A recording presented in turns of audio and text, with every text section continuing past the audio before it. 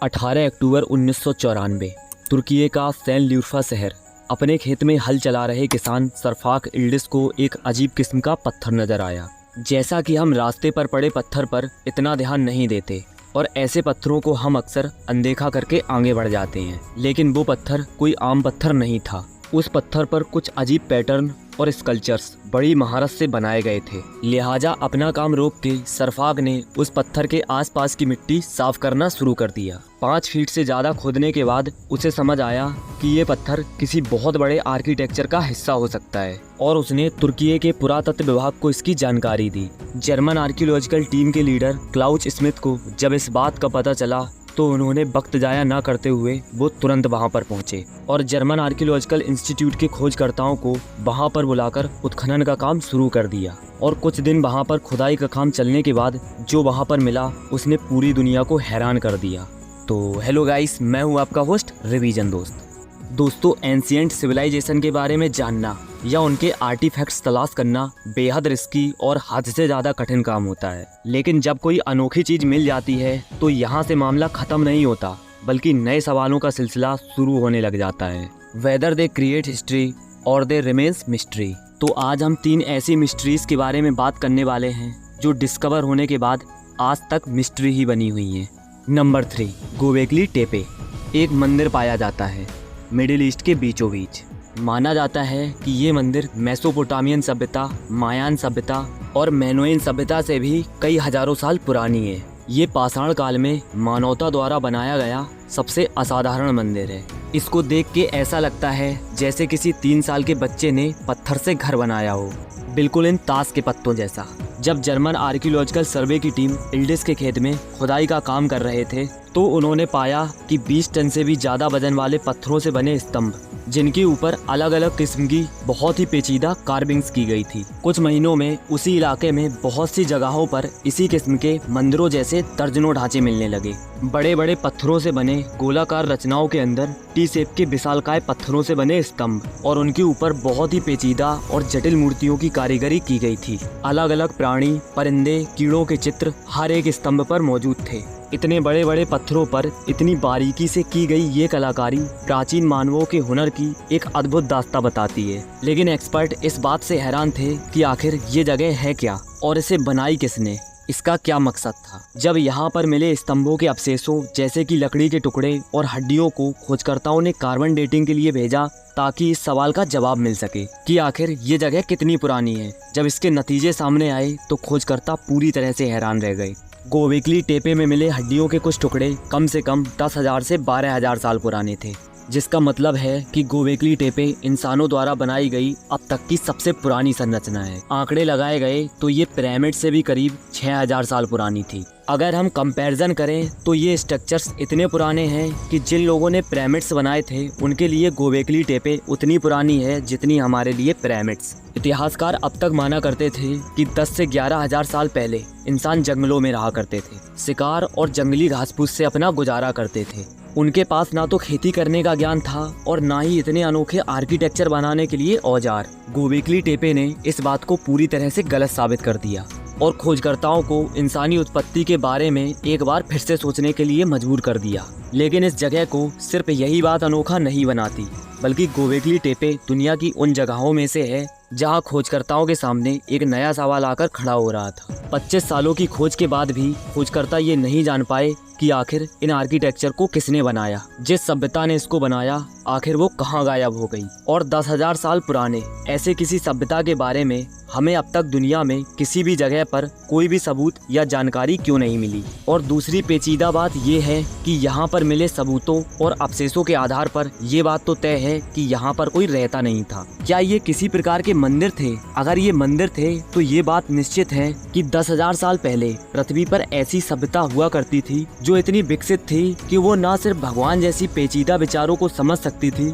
बल्कि मंदिर बनाने लायक उपकरण और औजार उनके पास मौजूद थे। लेकिन सवाल आता है कि अगर वो थे तो उनके साथ ऐसा क्या हुआ कि वो अचानक से गायब हो गए। शुरुआत में ये समझा जा रहा था कि ये एक ग्रेवयार्ड हो सकता है जिसे इंसानों को दफनाने या जलाने के लिए इस्तेमाल किया जाता होगा। इस पर बरसों खोज चलती रही लेकिन किसी इंसान के अवशेष वहाँ पर अब तक नहीं मिले हैं तो सिर्फ हजारों साल पुरानी जानवरों की हड्डियाँ और कुछ पत्थरों से बने औजार। इन सवालों के जवाब खोजते खोजते जब क्लाउच स्मिथ ने उस मिट्टी की जांच कराई जिसके अंदर ये वस्तुएं दफन थी, तो उन्हें एक और हैरान करने वाला सच पता चला। सारी मिट्टी जो उन आर्किटेक्चर के ऊपर थी वो सब करीब 8000 साल पुरानी है, और एक ही समय से, जो कि तभी हो सकता है जब किसी ने जानबूझकर उस मिट्टी को वहां पर डाला हो। इसका मतलब गोबेगली टेपे को किसी ने जानबूझकर दफनाया था। लेकिन इस जानकारी से जवाब मिलने की जगह कई और सवाल खड़े हो गए।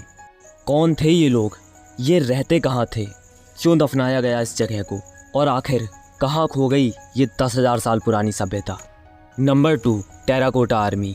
करीब 49 साल पहले मार्च 1974 को चीन के सांगसी प्रांत में कुछ किसान एक कुआं खोद रहे थे। कुआं खोदते वक्त उसे एक कब्र मिली। पहले तो किसान को लगा कि उसे कोई बड़ा खजाना हाथ लग गया हो। वक्त जाया न करते हुए उसने अपना काम और तेज कर दिया। जब वो कुछ गहराई तक और गया तो उसे समझ आने लगा कि यहाँ एक दो नहीं बल्कि कई कब्रें छिपी हुई हैं। इसके बाद उस किसान ने इसकी जानकारी वहाँ के स्थानीय पुरातत्व विभाग को दी। फिर पुरातत्व विभाग ने वहाँ के काफी बड़े हिस्से में खुदाई की। खुदाई करते करते वहाँ से एक दो नहीं बल्कि 8000 सैनिकों की कब्रें मिली।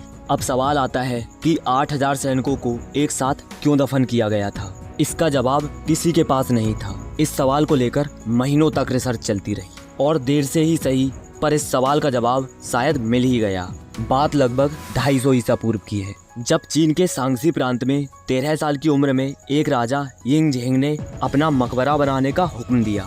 और ऐसे ही वक्त गुजरता रहा और लगभग 38 साल की उम्र में इन्होंने अपने प्रांत के सारे राज्यों को जीतकर एकजुट कर दिया और चीन के पहले सम्राट किंगसी हुआंग बने। चीन की महान दीवार का निर्माण भी हुआंग ने करवाया था। जैसे जैसे सम्राट की शक्ति और साम्राज्य बढ़ता गया, धन की वर्षा भी होने लगी और सम्राट अपनी मौत के बाद होने वाली संभावित निरस्ता को लेकर चिंतित होने लगा।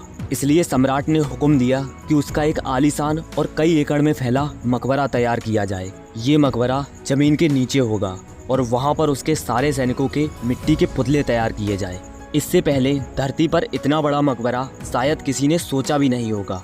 इसके बाद राजा के हुक्म की तामील हुई और इस मकबरे के लिए सियान नामक रेगिस्तानी शहर चुना गया, जहां जमीन के नीचे खुदाई कर राजा की कब्र बनाई गई और उसके साथ उनकी टेराकोटा आर्मी के योद्धाओं और उनके घोड़े तक के पुतले बनाए गए। सम्राट की मौत के बाद उन्हें दफन कर मिट्टी से ढक दिया गया और पूरे 2200 सालों तक ये मकबरा इंसानी नजरों से छिपा रहा। इसके बाद अगले 10 सालों तक पुरातत्व विभाग की टीम ने इस स्थान के काफी बड़े क्षेत्र में खुदाई की। इस दौरान लगभग 8000 के करीब सैनिकों के पुतले मिले, जिन्हें बेहद बारीकी और सफाई से पेंट किया गया था। हुआंग के 38 वर्ग मील में फैले इस मकबरे में सम्राट के शानदार जीवन का हर एक पहलू शामिल किया गया था। इस अद्भुत मकबरे के बनने के समय को लेकर इतिहासकारों में मतभेद रहा है। अधिकतर विशेषज्ञ मानते हैं कि इस मकबरे को बनाने में लगभग 40 सालों का समय लगा था, जबकि कुछ का कहना है कि इसे बनने में लगभग 10 साल का समय लगा। इस मकबरे में मिले पुतलों की जांच में पाया गया कि टेराकोटा आर्मी के इन स्टैचूज ने बहुत सी चीजों का सामना किया, जैसे कि बाढ़, भूकंप इत्यादि।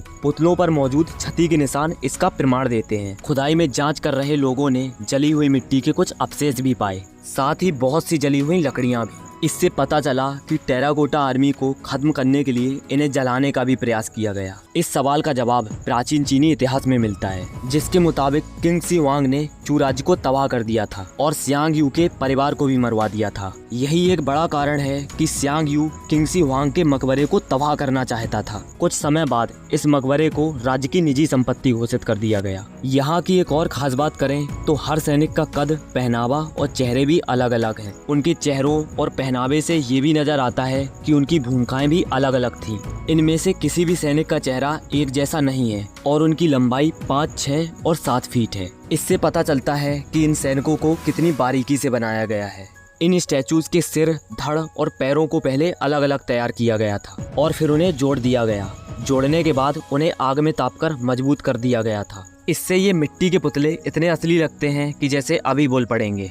और अब नंबर 1, द बिग सर्कल्स। शायद ही आपने नाजका लाइंस के बारे में सुना होगा, जो दक्षिणी पेरू के रेगिस्तान में जियोमेट्रिक पैटर्न जैसे शार्क, हमिंगबर्ड, बंदर और अन्य जानवरों की एक श्रृंखला है। ये दुनिया के एकमात्र अनोखे डिजाइन नहीं है, बल्कि आर्कियोलॉजिस्ट को तुर्की, सीरिया और जॉर्डन में 1 दर्जन से भी ज्यादा प्राचीन सर्कल मिले हैं, जिन्हें ऊंचाई से अच्छी तरह से देखा जा सकता है, लेकिन वे नहीं जानते कि उनका निर्माण क्यों किया गया था। एक्सपर्ट्स की माने तो ये सर्कल्स कम से कम 2000 साल पुराने हैं, जो कुछ फीट ऊंचे पत्थरों के ढेर से बने हुए हैं। इन बड़े सर्कल्स की खोज आधुनिक समय में 1920 के दशक में उड़ने वाले विमानों द्वारा की गई थी, लेकिन शोधकर्ताओं को अभी भी यह नहीं पता कि इन वृत्तों का निर्माण किसने और क्यों किया। धरती पर बने इन स्ट्रक्चर्स को बड़ी ही महारत से जमीन को काट काट कर बनाया गया था। कई सालों तक रेत के बड़े बड़े टीले इन स्कल्पचर्स पर पर्दा डाले हुए थे, लेकिन वक्त के साथ जब सैंड ड्यून्स ने अपनी जगह बदली, तभी ये हैरान करने वाला नज़ारा सबके सामने आया। अभी तक इन बड़े बड़े स्कल्पचर्स का कोई मकसद तो सामने नहीं आया, लेकिन रिसर्चर्स का मानना है कि शायद ये किसी दौर के खानाबदोश कबीलों और चरवाहों का कोई खास मीटिंग पॉइंट हुआ करता था। वैसे इन बड़े बड़े सर्कल्स को ऊंचाई के अलावा कहीं और से नहीं देखा जा सकता है, क्योंकि सामने से देखने पर ये सर्कल्स नॉर्मली जमीन की तरह ही नजर आते हैं।